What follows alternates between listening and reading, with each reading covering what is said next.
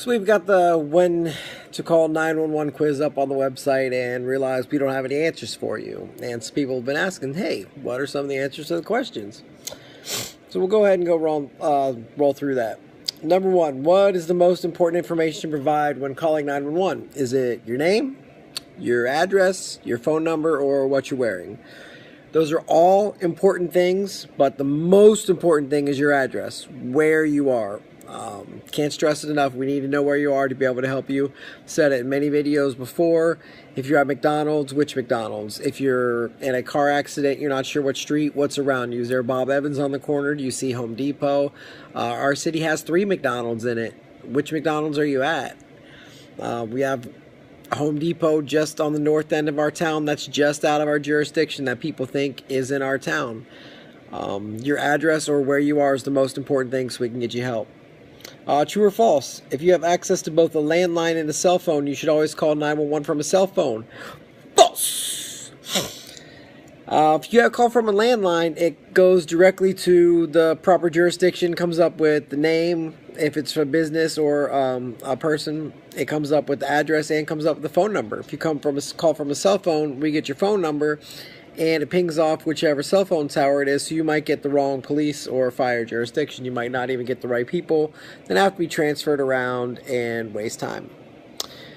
Number 3, which of these scenarios is considered an emergency worthy of calling 911?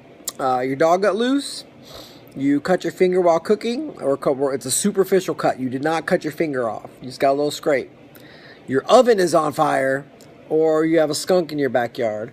That skunk may ruin your afternoon barbecue, but your oven on fire is a reason to call 911.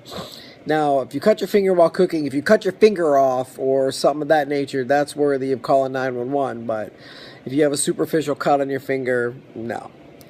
What should you do if you call 911 by mistake? This is an excellent question that not a lot of people know the answer to.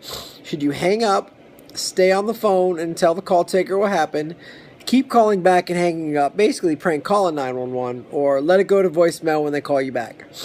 You should stay on the line and tell them what happened. We get it from businesses all the time. You got to dial 8 or dial 9 first to get out, 9-1, and then your area code accidentally gets 911. If you call from a landline, most jurisdictions are going to come out and make sure you're okay, that everything's all right. If you call from a cell phone, just stay on the line and say, hey, I'm sorry, I accidentally called 911. Something people aren't aware of as well is children playing with phones. You think your phone is deactivated and turned off, so you give it to them, they can push buttons. Those deactivated phones can still call 911. That's one of their few functions they can do. Now, it doesn't come up with a phone number for us. It comes up with a 911 area code, but it still calls 911. So parents, when you give your child a phone to play with, lock it, or find some way so that they don't dial 911. We get it all the time when kids are playing on the phone. You finally get the phone to the adult. Well, how did it call? It's turned off. We don't even have service. Your phone can still call 911. If calling from a cell phone, the call will always go to the correct 911 dispatch center. Well, if you've been watching this video, you know the answer is no. If you call from a cell phone, it's going to go to the physical location where the cell phone pings off of. If you're on the north end of town, it may go to the jurisdiction next to you. If you're in the center, it's probably going exactly where you need it to, but it may not always go where you want it to go.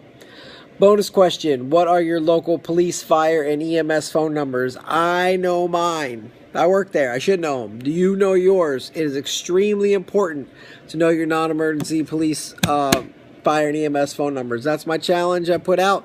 And you know what? Nobody took it, so nobody gets a free t-shirt. But I hope that somebody out there I can reach to learn your local police, fire, and EMS phone numbers. Those are the answers to your questions. If you have more questions, leave them in the comment box. Be good to yourselves. Be good to each other.